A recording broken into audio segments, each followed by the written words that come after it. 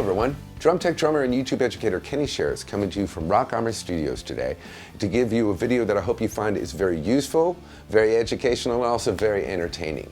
Now, as a drummer and a YouTube educator, I have the gear I own, I get to play it, I get to enjoy it and make videos for you. However, as a drum tech touring around the world, I get to play all the drums, and it's one of my favorite parts about being a drum tech, y'all. And it's also one of the most important parts of my gig to always stay up on the latest gear, understand what each drum company offers line-wise, so if I have an artist that was with a certain company, I can serve them best in helping them craft the kit they want or know how to get the sounds they want out of the kit that they got from the company. Now that brings us to the point of today's video topic, which is a two-sided topic. Number one, for you the viewer, this video is about how to tune your toms low to get great sounds with great attack on small drums. So your 10 kind of sounds like a 12. Your 12 kind of sounds like a 13. Your 14 can compete with a 16, and your 16 can compete with an 18. And it was also an opportunity for me to make a video I've been dying to make, which is how I design a kit for one of my players. Like if my player came to me and said, hey man, I'm looking for this in a kit and this in a kit, what would you suggest? And today I am doing this. Mapex kindly asked me to kind of give a tech overview of this kit, and since one of my drummers, Eric Boots Green, is a Mapex artist, I went ahead and decided for them and for you and for everybody to kind of fuse the videos all into one so we could talk about the tunings, why I choose them, the drums, why I choose them, and base it all around what Eric Boots Green would need, because again, I'm a drum tech, it's not about me. It's about my drummer, y'all. So let's go ahead and check these out, y'all, on the Mapex Evolution Series kit. Now, first of all, the Evolution series has multiple shells for you to check out. It's kind of a hybrid shell system. They have birch and walnut shells, and they have maple and walnut shells. And they're both blessed with their sonic clear edge, which brings the bearing edge deeper into the shell with a rounded back cut, creating more contact of the drum head to the shell, thereby creating more drum shell sound, thereby activating the walnut core to enhance and blend with the properties of the wood around it, creating unique tom tones that allowed me to easily craft a kit that fits Boots' needs perfectly. Because again, we're talking rock, pop, hip hop, everything, even hardcore rap, right in the middle of the same show. So again, these drums allow me to do this. Now, if you look at these kits, you can get them in all birch with walnut center. You can get them all with maple with a walnut center, or you can custom order your own setup. Say you want some birch toms, some maple kick, and a birch snare. You can get that. Say you want some maple floor toms to blend with your birch toms. You can get that, which is exactly what I did here.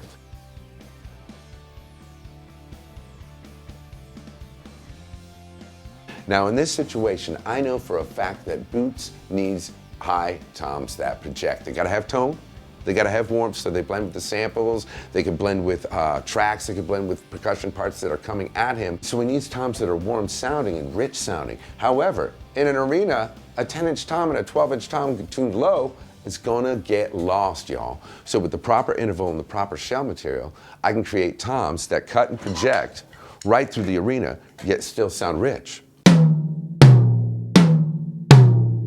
And in this case, that will be the birch toms, man, with the walnut core, y'all. The walnut somehow adds this certain darkness and richness to the birch, and the birch gets to handle all the attacks, so you get the perfect blend of both.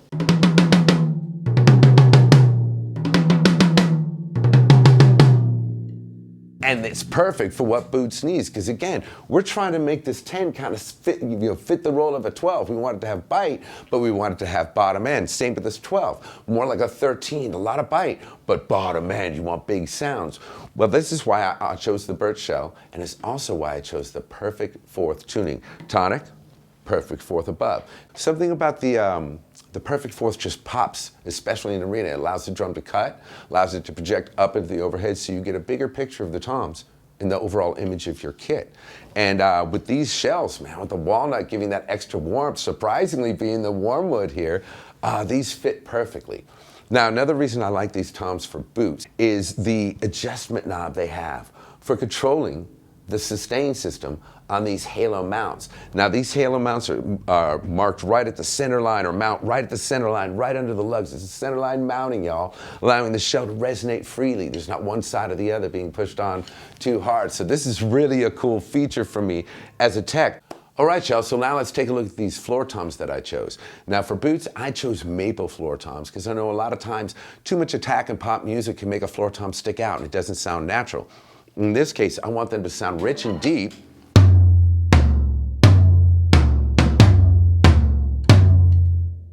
but I still need a little attack. And this is where the walnut comes into play on these floor toms. The sonic clear bearing edge, like I said before, allows more of the shell to get involved. So it's deeper into the shell, allowing the walnut to activate and complement the other wood that's wrapped around it, in this case the maple. And blended together, it's a perfect warmth where the toms sound great all the way around the kit together. Now again, we got no muffling on these drums, but listen to it.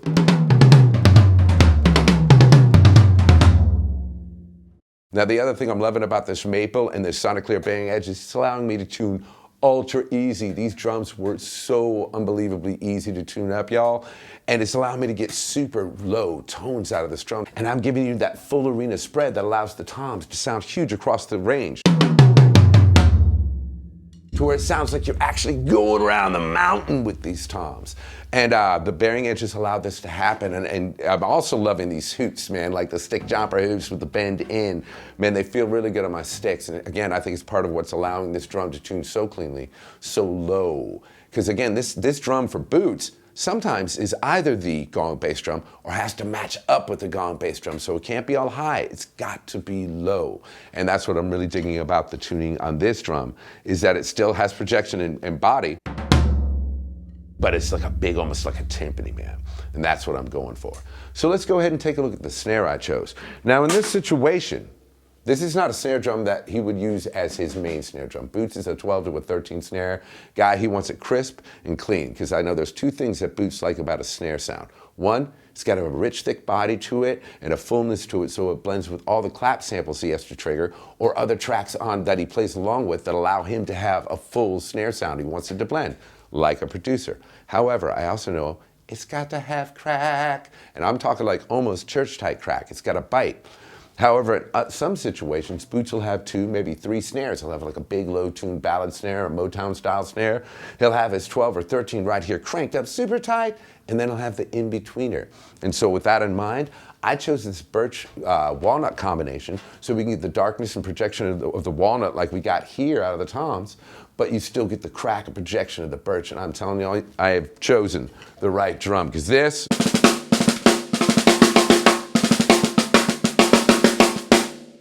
now I did put a little bit of muffling on this drum because again, Boots wants a tight, crisp snare drum that's gonna blend with the samples that he's either got to trigger or play along with. And this is important, so if you have a big drum just ringing out, it's not gonna blend well with things, man. But in this situation,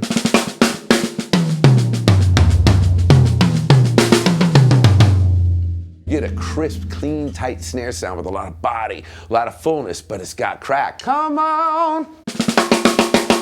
So let's go ahead and check out the last element of the kit, which is the kick drum.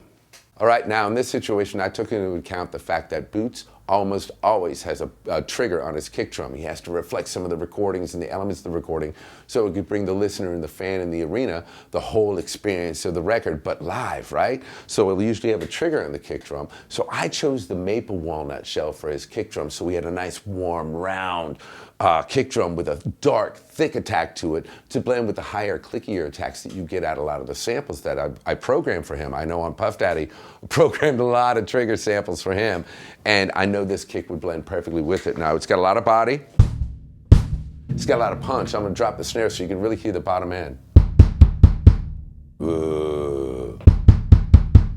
But basically, I just tuned them a whole step apart, a little bit tighter on the front head, but both are still pretty loose. I made it fit for him and for what his foot would like, so it's got some kickback, but not so tight that it's like another tom. And at the front head, I brought it up just a little bit above, about a whole step. So you get a tight, punchy front bass drum sound that doesn't just ring on for days, yet there's still lots of bottom. Listen to that. Now, I do have a little bit of muffling in the bass drum, but it's just an Evans EQ pad sitting in there, mainly to make sure that the 91 I have in there, along with the PR48, get a nice clean sound, and the 91 isn't rattling around the kick. Otherwise, I left this kick wide open. There ain't nothing in there. Listen to that punch. And And that's what the Walnut is going to give you with this maple hybrid blend. That punch, but that warm is all maple all day long. So again, I'm going to go ahead and play this kit for y'all a little bit, let you check out some of the features as I play the full kit. And then let's take a look at some different tunings on this kit so you can see it's not just a one-trick pony. It's not all about attack. We can also get a lot of country-style warmth out of these drums, y'all. Let's do it.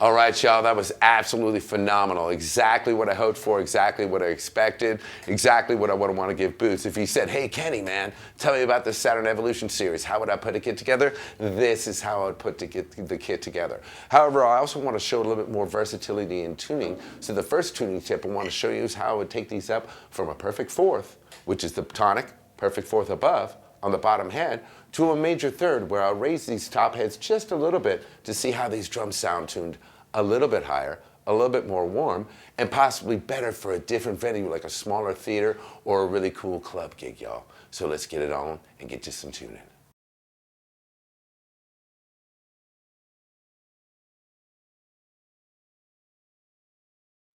So now we're back behind the kit, ready to do a little drum and let you check out the differences in pitches with the major thirds on each tom. That's tonic, major third above, with the bottom head a little bit tighter. However, we still got the arena spread. We got the perfect fourth here. We get the perfect fourth here. And we got the perfect fourth here. So it's the same spread, same intervals between the toms, just with a bit warmer sound.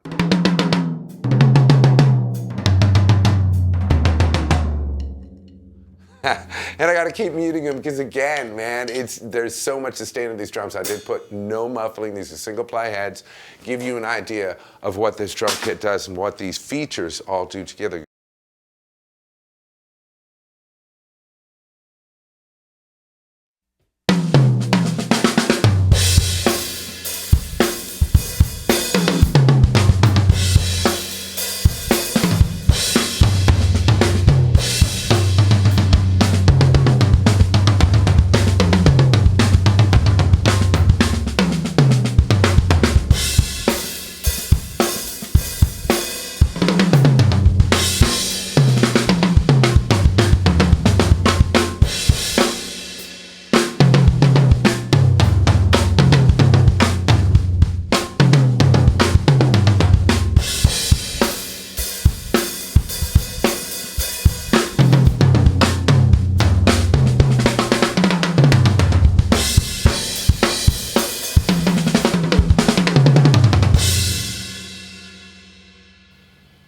So now that I've had a chance to play the kit at both tunings and you got to hear the kit at both tunings, I hope you agree with me that as a tech, I made a pretty good estimation of how to use this Mapex Evolution Series kit to Boots' best advantages. Using the two birch toms up high with walnut core gives him the bite he needs, but there's still enough warmth.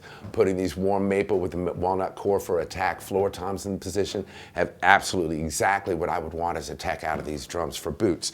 And I can't say anything bad about this birch snare. This thing is cracking, and this maple kick gives me, as a tech, in my ears, exactly what Boots would need to wrap around all the samples he plays, y'all. So I hope you've enjoyed this video. Please check out more of my videos on YouTube, Kenny Sharretts. More in-depth videos at kennysharretts.com, where I get more in-depth on how to tune the drums. And of course, keep your eyes out for the in-depth tuning series I'm going to be doing on these Mapex Evolution Series drums, so you can see from scratch how I tuned them to the original perfect fourth tuning. Solid, y'all.